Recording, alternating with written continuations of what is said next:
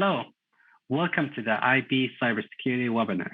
I would like to thank the Insurance Board for allowing this webinar, and hopefully we all learn valuable information today. I am Abdullah Al-Khlewi from Kimmel Cybersecurity and Forensic Services. I am the partner and senior cybersecurity consultant. I hold master's degree in digital science and other certifications listed here. Today, we'll talk about the internet history. What is cybersecurity? Why is cybersecurity important? And why target churches? Vulnerability, patching, threats, source of threats, phishing, passwords, physical security, and how to secure social media. Also, we'll talk about your role in cybersecurity. In addition to those topics, what else can we address for you related to IT cybersecurity? Please put them in the chat below. Do you have any concerns? Let's go ahead and dive in. The innovation of the internet cannot go to a single person. It is the work of dozens of pioneer science programmers and engineers. The internet started in the 1960s as a way of government, universities, and researchers to exchange information. The internet in the 1977, as you can see on this map, it was a closed network. It was slowly added more universities.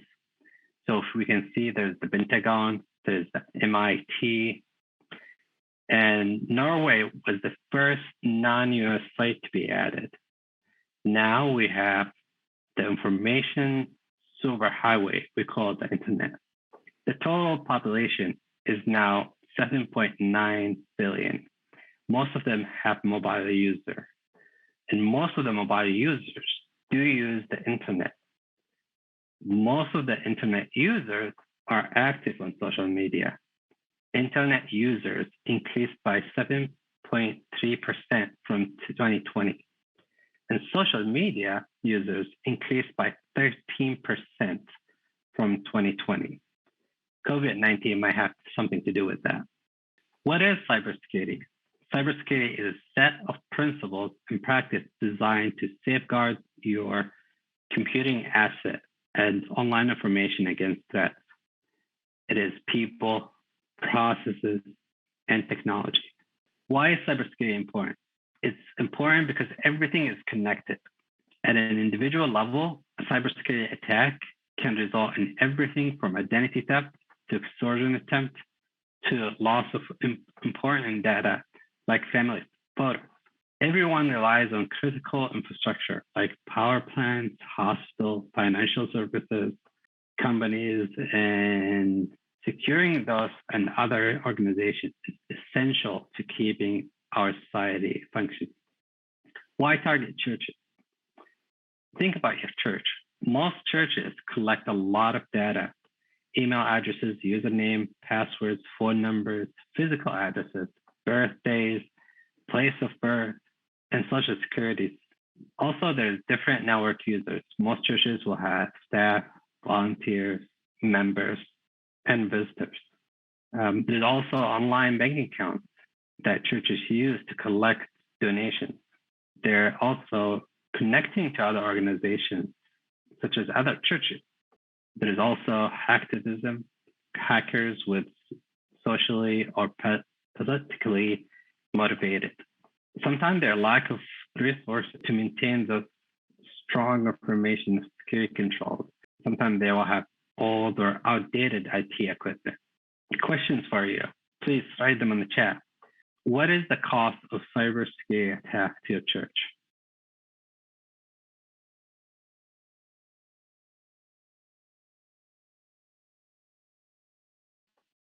You probably thought about it. There is economic impact or cost. There's reputational cost. There's also sometimes regulatory cost as a fine or sanctions as a result of cybersecurity vulnerabilities. Think of those programming or design mistakes where the code there can be vulnerable. It's made by humans. So it would have some mistakes. When somebody finds one of those mistakes, we call it vulnerability. Also, in the code, we call it a 0 day. Some bugs are known and some are not. Just as an example, there's Heartbleed was a huge security bug. It was in the wild for 2 years before it was found by the good guys and listed as vulnerability, and it was fixed. There is a race between the white hat hackers, the cybersecurity professionals, and the black hackers, which is those are the bad guys. Somebody is going to find the next 0 day in every system, such as Windows, Linux, Chrome, and Apple devices. That doesn't even include custom applications. It used to be the rare that we find vulnerabilities in Apple codes. As Apple products become more popular in the workplace, it's now worth the hacker's time to find vulnerability and exploit it. Not all vulnerabilities are equal. CVSS stands for the Common Vulnerability Scoring System. 1 to 4 is low, 4 to 7 is medium, 7 to 8 is high, 9 to 10 is critical. There is a national database where we track all the known vulnerabilities. It's managed by the NIST, the National Institute of Standard Technology, and the Department of Commerce. You can see we always find vulnerabilities and it keeps increasing. Patching. Patching is a huge part of managing IT infrastructure. It can consume a large part of IT operations, time, and energy. However, it is one of the areas where automation and automated process can really shine when it comes to keeping patching and other software up to date. Most of applications and systems now they have auto update, like our iPads, our phones, our computers, our servers. Most of them have auto update. So utilize that technology. If you have many servers, there's no question that automated is going to be a huge part of your IT infrastructure. Sometimes it is time consuming to update your system. However, it is a critical step to secure your system. Exploit codes published within weeks, you can see on the map. As soon as it published, within about 4 weeks, it would be exploited. So one of the vulnerabilities that is, it's a matter of weeks before exploit code is published. There's a difference between finding vulnerability and raiding an exploit and actually exploiting it in the wild. There's companies who makes huge money by finding those vulnerabilities and raiding exploits and selling it to some companies or government agencies. Patching can be released anywhere from weeks to months after vulnerability is discovered.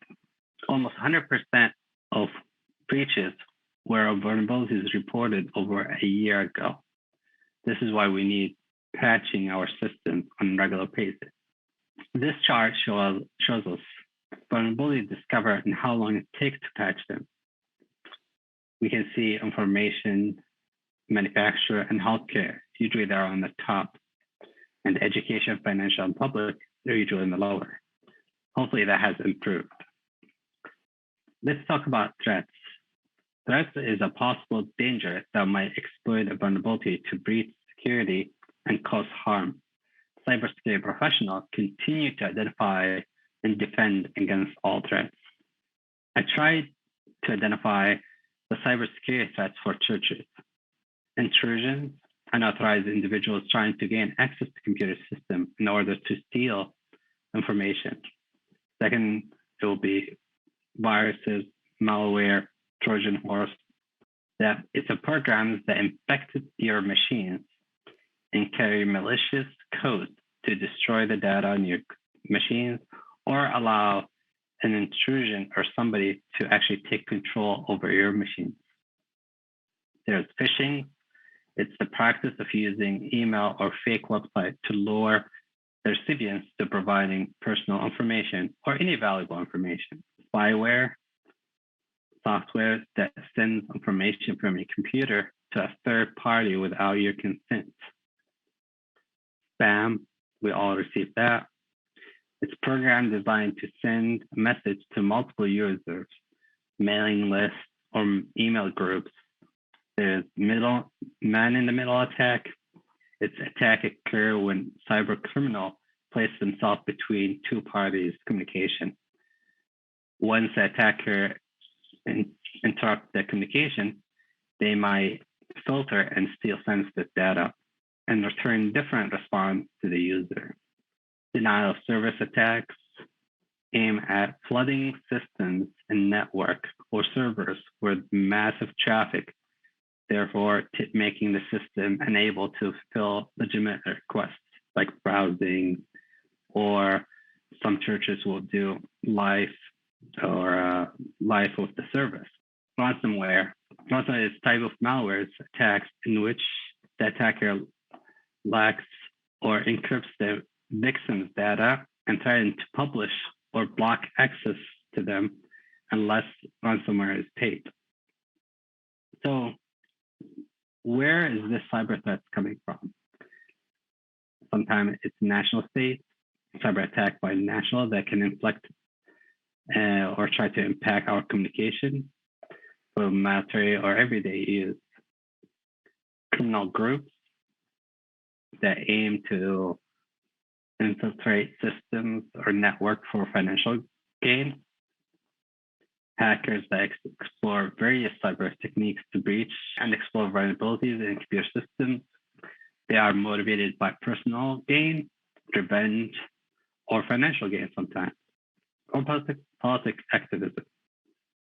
There is terrorist groups who aim to threaten security or compromise by military using military equipment or disrupt the economy or cause mass casualties. Hacktivism, they carry cybersecurity attack in support of political costs rather than financial gain. Malicious insiders, that is very important. Insiders can include employees, third-party vendors, contractors, and other business associates who have legitimate access to the enterprise assets, but they misuse that access to steal or destroy information for financial or personal gain. There's also corporate spies. Corporate spies conduct industrial or business espionage to either make profit or disrupt the competitive business by attacking critical infrastructure to steal trade secrets and gain access. Patching. Patching is the practice of using email or fake website to lure the recipient in providing personal information. So for example, this email that somebody received, if you look at FedEx, FedEx is not their legitimate logo. You can see the sender of that email.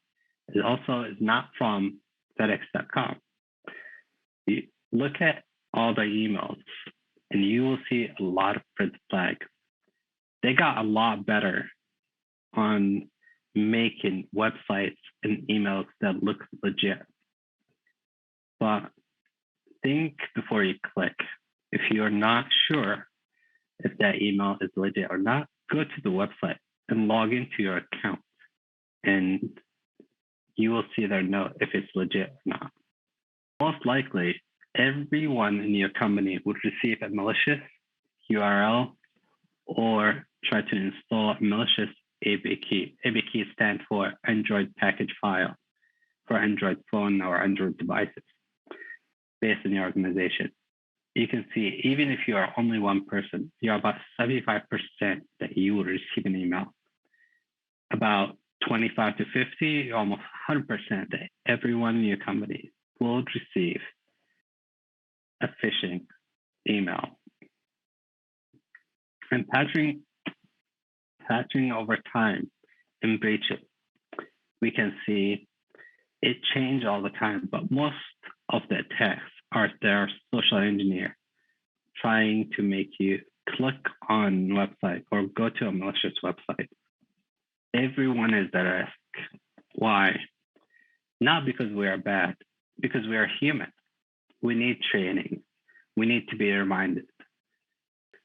Let's talk about passwords, because in most or some cases, it's your only line of defense. It can be guessed because the default passwords should be changed, easy passwords, malwares or keyloggers. That's bad software from the malware that gets installed in your system and actually key logged every keyboard you enter. And that's how they will know your password.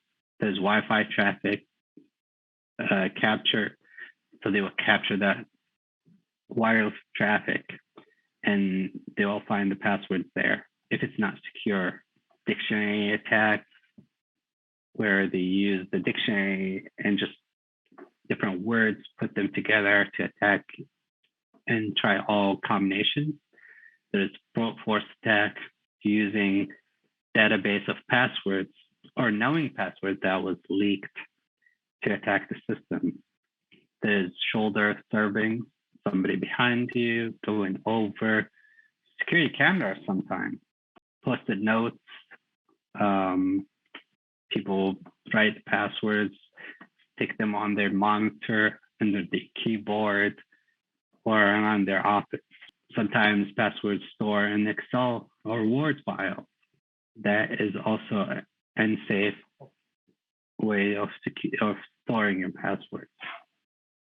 Typical password policy is from 7 to 8 character, uppercase, lowercase, numbers. I'll show you examples of how easy to hack passwords. If it's just a word and the numbers that's knowing, for example, fall 2015, 8 characters takes less than a day. Cleveland Brown 17 character, however, will take less than a day because it's words dictionary. If you can look at the last example, it's 12 character. It will take 35,000 years for any computer to crack that password. So using a strong password is very essential. Safely managing your password is very important. Creating and maintaining strong passwords. Consider using passphrases, songs, anything that you can remember. Avoid sharing your password with anyone. Avoid reusing the passwords for multiple accounts. If you use passwords for your bank, do not use it for your Facebook, because if one of them got compromised, then they will not be able to use it on that account. Avoid storing your passwords where others can see it, or electronically that and encrypted, such as Word or Excel. Avoid reusing passwords when changing the account password. If you change it, do not reuse it again. There is a reason why some of the companies, they ask you to change your password. Do not use automatic login functionality and save your passwords on the browsers. Also, I highly recommend using multi-factor authentication. Is where a code you receive as a text message or a code in your application to log into any system. Remember, I said manage your password. So consider using a password manager, such as 1Password or LastPass. Physical security. Physical security is everything. You can do a lot of damage to your system with physical security. At least you can grab and go. Controlling access to your system and devices. Allow system and devices access only to those who have been approved. Use authority level to limit access to sensitive or critical data. Let's talk about social media and how to secure your social media account. There are a lot of churches, so you manage a lot of social media. Create alerts on suspicious activities. most social media do provide that service. So sign up for alerts or alarms. Log in secure with a password manager with a strong password. Control access to your social accounts. Do not give anybody access, only limited people. And when that person leaves, remove that access. Manage account privacy settings. Go over them, review them, make sure it fits your privacy. Be selective with third-party applications that connect to your social media accounts. And also enable two-factor authentication. It is very important. In conclusion, let's review your role in cybersecurity. End users, it's always the last line of defense. You are to create and maintain the passwords. You are to manage your accounts and passwords. You should secure your computer physically and continue patching them. Protect the data you're handling.